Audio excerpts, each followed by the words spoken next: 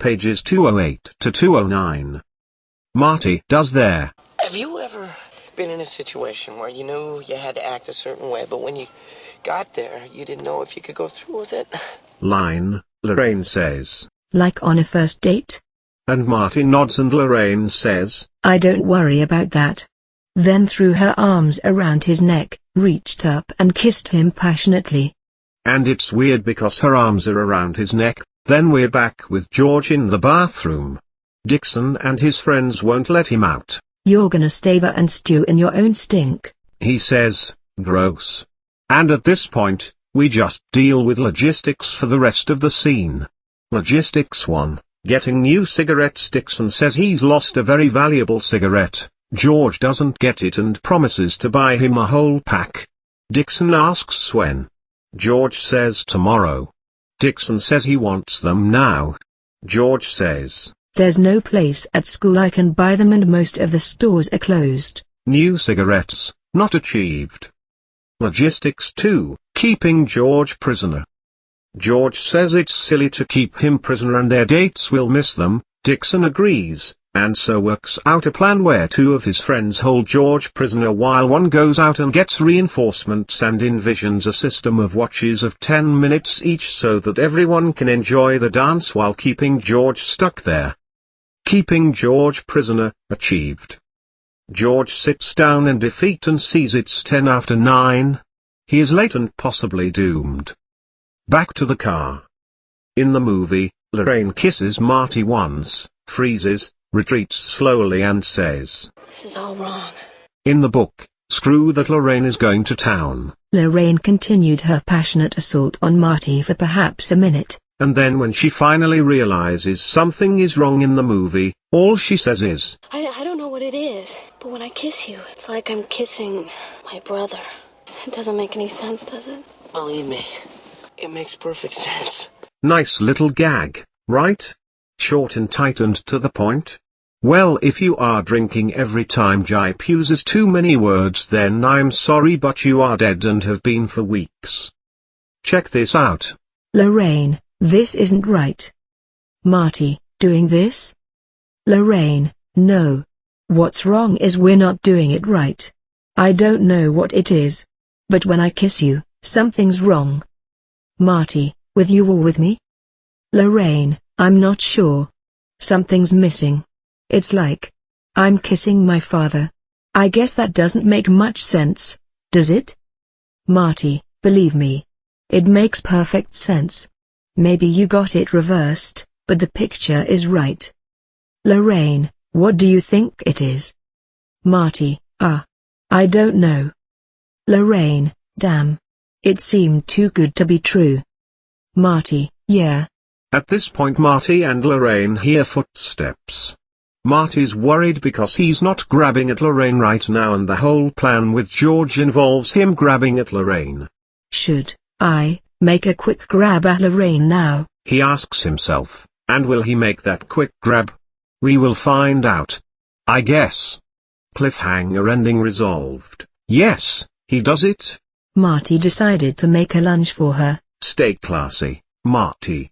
As he's lunging, the car door opens, he's grabbed, and he's pulled out not by George but by Biff Tannen.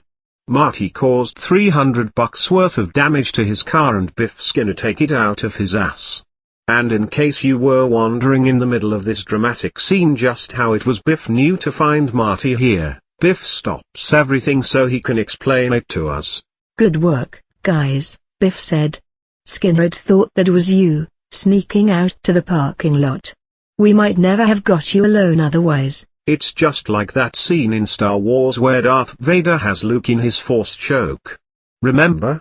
But then he stops the choking to explain to Luke that it's a good thing his engineers built the Death Star with sensors capable of tracking his position inside of it, otherwise he would never have gotten this chance to do this. It's in the special editions. Anyway, Lorraine yells at him to stop and that he's drunk. And Biff does his sinister, Well, looky what we have here. And then continues talking to Lorraine and makes it even creepier. Maybe I'll take a part of it out of your ass. Biff gets in the car with her. Lorraine yells, Let go of me. Biff says, Oh no, baby, you're staying right here with me. Marty yells. Take your filthy hands off her, you bastard. And Biff orders his goons to take him away. Then he closes the door on him and Lorraine. I kinda feel like I should put a rape trigger warning here. And I'm kinda mad that my jokey joke fun times Back to the Future Tumblr needs to have one, but that's what the book has forced me to do. So I keep saying how the PG-rated movie does all that it can to make this scene as PG as possible, and while Lorraine does end up briefly stuck in the car with Biff in the movie, and it's a scary scene, it never explicitly gets past the Biff is trying to kiss her and she's pushing backstage. And that's good, because the more you think that Marty came up with a plan that boils down to sexually assault my mom so that she'll fall in love with someone else, the more it seems like maybe Marty and or George and or Doc should have kept brainstorming just a little longer. This book has already been going the opposite way by making things as explicit as possible, using words like assault to describe what Marty intends to do, but it gets worse here. In fact, we have what may be the worst sentence in the book so far. If it hadn't been for Marty, Lorraine would be enjoying the dance instead of having to fight to avoid being raped. Not only does Gipe use the word rape, but he blames this rape on Marty, which is an interesting choice for a character that I'm pretty sure we're supposed to like. But it's also 100% accurate, since it totally was Marty's plan that led to this situation. Marty, in turn, blames George for the rape. If that simpering chicken hadn't reverted to form at the last moment. But the time for recriminations was short. I'm very interested in Robert Zemeckis and Bob Gale's thought process that led to this. We know Lorraine originally fell in love with George because he was hurt and she nursed him back to health, so to make her fall in love with George in this timeline, we trap her in a car, sexually assault her, and then have George beat Marty up? Really, there's no solution to the make Lorraine get interested in George problem that doesn't end rapey? This scene is in the first draft of the movie, so it was part of the plan from the beginning. That first draft also has Lorraine, then named Eileen, even more into Marty. She lunged at Marty, nearly knocking him over, starting to kiss him passionately. Eileen climbed all over him, her skirt everywhere. She reached out and took Marty's hand, lying limp at his side, and placed it on the top of her bare breasts. Marty couldn't move, paralyzed in shock that this promiscuous teenager was his mother. Oh, Back to the Future, what will we do with you?